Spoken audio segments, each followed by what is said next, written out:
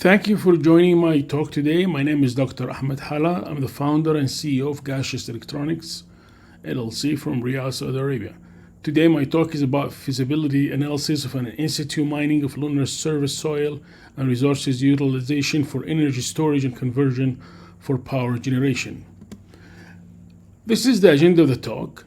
We'll be talking about the benefit of going to the moon and back with items that are increasingly commercial, and then the question of providing energy for human activities on the moon for extended period of times, and whether or not mining is going to be a factor that will aid into these activities. There is one aspect that we have to highlight at this stage, which is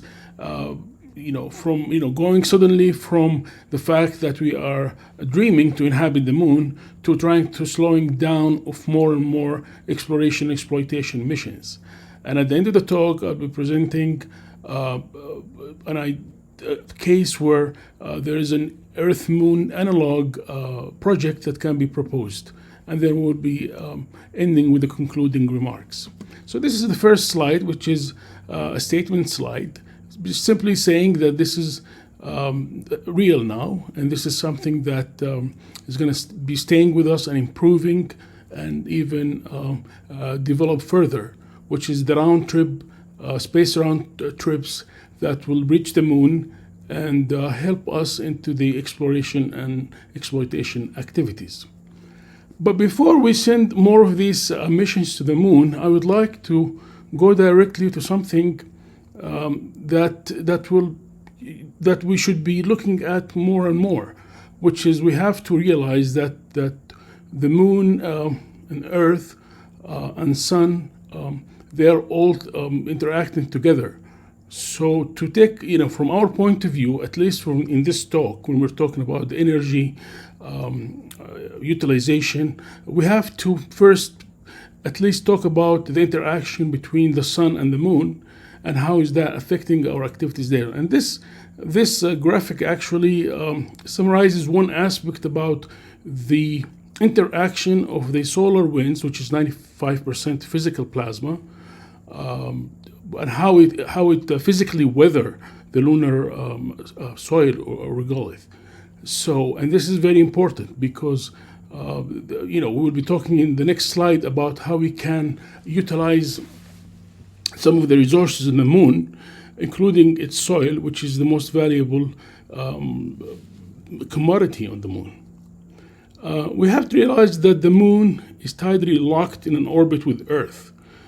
So what we're looking at here into this graphic is that we have to probably look into this the bow shock, the curve, the red curve, which is basically preventing the solar wind from reaching the Earth, or protecting Earth from the solar wind. But then we have to look when the moon gets into this side, on the other side of the Earth, and how does it get affected by the number of protons, which is the red dots. So you can see the protons, which is part of the plasma, which is part of the solar winds actually, and how does it does affect the moon. And so this kind of studies is something that we'll be taking with us in every mission, and they are something that's valuable in understanding what's happening in the moon.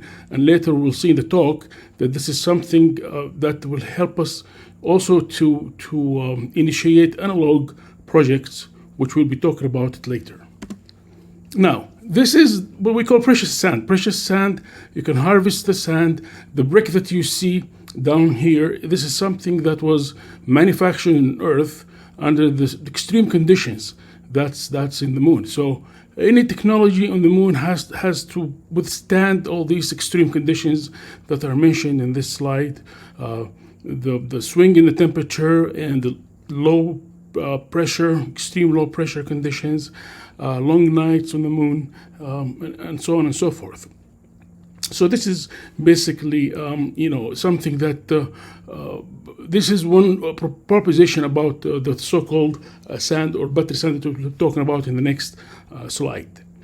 So, a quick comparison between the lunar regolith and between the Earth soil is that the lunar soil is inorganic, but basically you can, if you can, the project that basically built that brick, they tested it in the context of a sand battery, and they found good results in terms of retaining heat and using it as a power source. And so, what is a sand battery?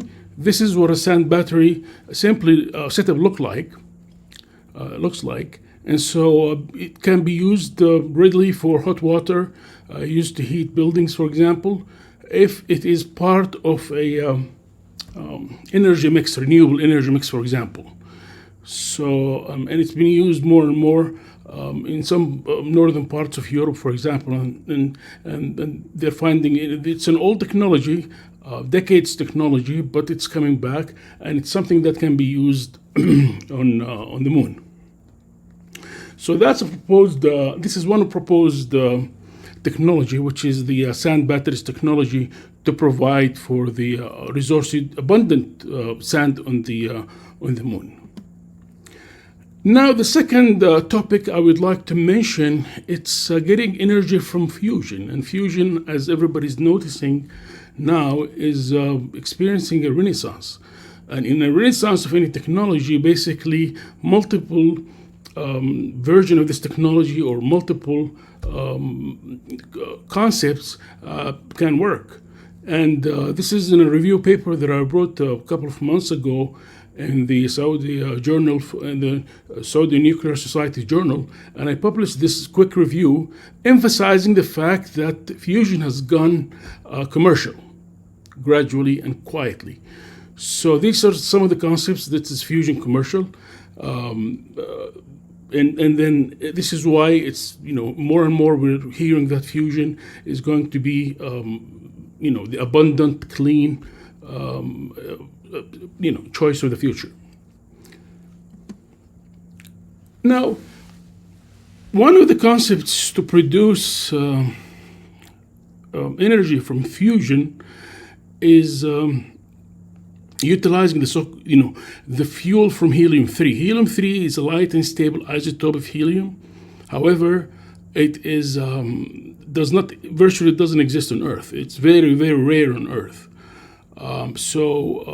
This picture shows one of our professors way back when we were in Wisconsin, Professor Gerald Kozinski, and he's the champion of mining helium-3 from the moon. Back when we attended his classes more than 20 years ago on plasma in space, he used to look us in the eyes and he said, you have to figure out a way to go to the moon and mine helium-3 from it and come back. Now, that was before the round-trip missions that we spoke about. So Professor Jerry now probably is aware of what's happening in terms of mining for helium-3 from the moon and bring it back to Earth, as it's going to be a strong candidate for fusion energy as a fusion energy fuel. Although some of the companies that are working in the fusion, they claim that they can synthesize this element on Earth in an economic way.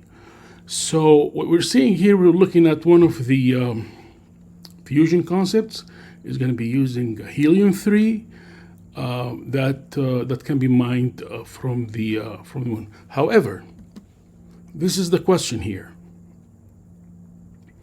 Helium-3 mining from the moon, is it feasible?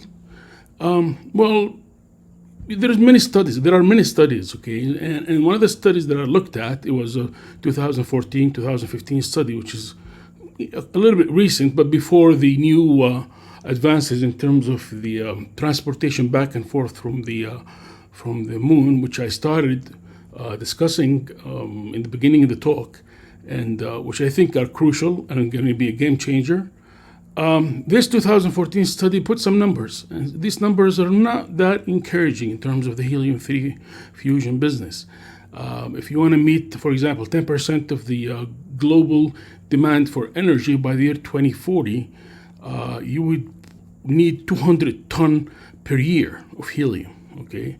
Now, this is a huge amount of helium-3, Okay, for that you would need 1,700 to 2,000 mining vehicles, and you should be moving dirt regardless at the rate of 630 tons per second for the regolith until you get the helium-3 out of it.